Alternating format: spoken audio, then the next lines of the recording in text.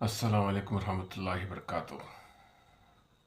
ನಾನು ಚಿತ್ರದುರ್ಗದಿಂದ ಮುಸ್ತಾಕ್ ಅಹಮದ್ ಅಂತೇಳಿ ಸಾಮಾನ್ಯ ಒಂದು RTI ಕಾರ್ಯಕರ್ತ. ನನ್ನ ಮಾತು ಕರ್ನಾಟಕ ರಾಜ್ಯದ ಮುಖ್ಯಮಂತ್ರಿಗಳಾದ ಸಿದ್ದರಾಮಯ್ಯ ಸಾಹೇಬರಿಗೂ ಹಾಗೂ ಕರ್ನಾಟಕ ರಾಜ್ಯದ ಗೃಹ ಮಂತ್ರಿಗಳಾದ ಜಿ ಪರಮೇಶ್ವರ್ ಸಾಹೇಬರಿಗೂ ಹಾಗೂ ನಮ್ಮ ಕರ್ನಾಟಕದ ವಕ್ಫ್ ಸಚಿವರಾದ BZ ಜಮೀರ್ ಅಹಮದ್ ಸಾಹೇಬರಿಗೂ ಇದು ನನ್ನ ಒಂದು ಮಾತು ಹಾಗೂ ಒಂದು ಮನವಿ. ಮಾನ್ಯರೇ, ಕರ್ನಾಟಕದಲ್ಲಿ ವಕ್ಫ್ ಮಂಡಳಿ ನಡೆಯುತ್ತಿರುವ ಅವ್ಯವಹಾರದ ವಿರುದ್ಧ ಮಾತಾಡೋದು ತಪ್ಪ ಹಾಗೂ ವಕ್ಫ್ ಮಂಡಳಿಯಲ್ಲಿ ನಡೆಯುತ್ತಿರುವ ಭ್ರಷ್ಟಾಚಾರದ ವಿರುದ್ಧ ಹೋರಾಟ ಮಾಡೋದು ತಪ್ಪ? ಮಾನ್ಯರೇ, ಮೊನ್ನೆ ನಮ್ಮ ಮೈಸೂರಿನಲ್ಲಿ KR ನಗರದಲ್ಲಿ ಇರುವ ನಮ್ಮ ಸ್ನೇಹಿತರು ಜಾವೇದ್ ಖಲಂದರ್ ಅವರಿಗೆ ಕೆಲವು ಗುಂಡಾಗಳು ಅವರಿಗೆ ಧಮಕಿ ಹಾಕ್ತಾರೆ. ಯಾತಕ್ಕಂತೇಳಿದರೆ ಅವರು ವಕ್ಫ್ನಲ್ಲಿ ನಡೆಯುತ್ತಿರುವ ಅವ್ಯವಹಾರದ ವಿರುದ್ಧ ಕೆಲವು ವಿಡಿಯೋಗಳನ್ನು ಮಾಡ್ತಿರ್ತಾರೆ ಹಾಗೂ ಹೋರಾಟನೂ ಮಾಡ್ತಿರ್ತಾರೆ. ಅವರಿಗೆ ಕೆಲವು ಗುಂಡಾಗಳು ಅವರಿಗೆ ಬೆದರಿಸಿ ಹೊಡೆಯೋಕ್ಕೆ ಬರ್ತಾರಂತೇಳಿದರೆ ಈ ಕರ್ನಾಟಕ ರಾಜ್ಯದಲ್ಲಿ ಯಾವ ಸರ್ಕಾರ ನಡೀತಿದೆ ನಮಗಂತೂ ಗೊತ್ತಾಗ್ತಿಲ್ಲ. ಇಲ್ಲಿ ಹೋರಾಟಗಾರರಿಗೆ ರಕ್ಷಣೆ ಇಲ್ವಾ ಮಾನ್ಯರೇ?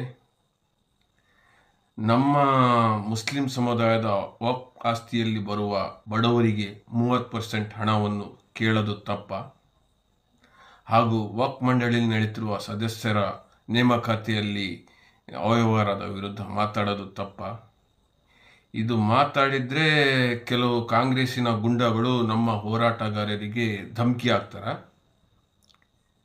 ಮಾನ್ಯರೇ, ನೀವು ಸಿದ್ದರಾಮಯ್ಯ ಸಾಹೇಬ್ರೆ, ನೀವು ಮುಸಲ್ಮಾನ್ ಪರ್ವ ಅಂತೇಳಿ ಹೇಳ್ತಿರಲ್ಲ. ಈಗ ನಿಮ್ಮದೇ ಪಕ್ಷದವರು ನಮ್ಮ ಹೋರಾಟಗಾರರಿಗೆ ಬೆದರಿಕೆ ಹಾಕ್ತಿದ್ದಾರೆ.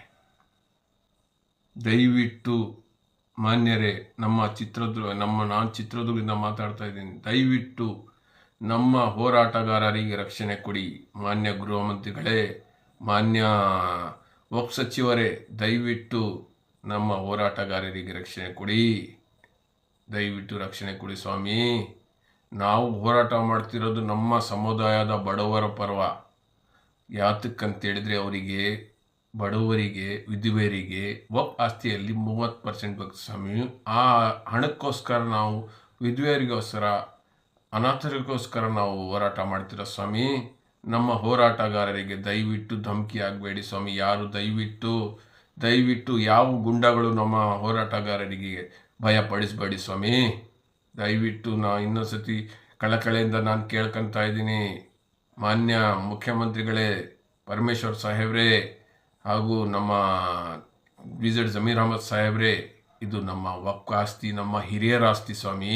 ಯಾರ್ದು ಅಪ್ಪನ ಸೊತ್ತಲ್ಲ ಇದು. ದಯವಿಟ್ಟು ನಮ್ಮ ಹೋರಾಟಗಾರರಿಗೆ ದಯವಿಟ್ಟು ಏನು ಮಾಡಬೇಡಿ ಸ್ವಾಮಿ. ಅವರಿಗೆ ರಕ್ಷಣೆ ಕೊಡಿ ಸ್ವಾಮಿ.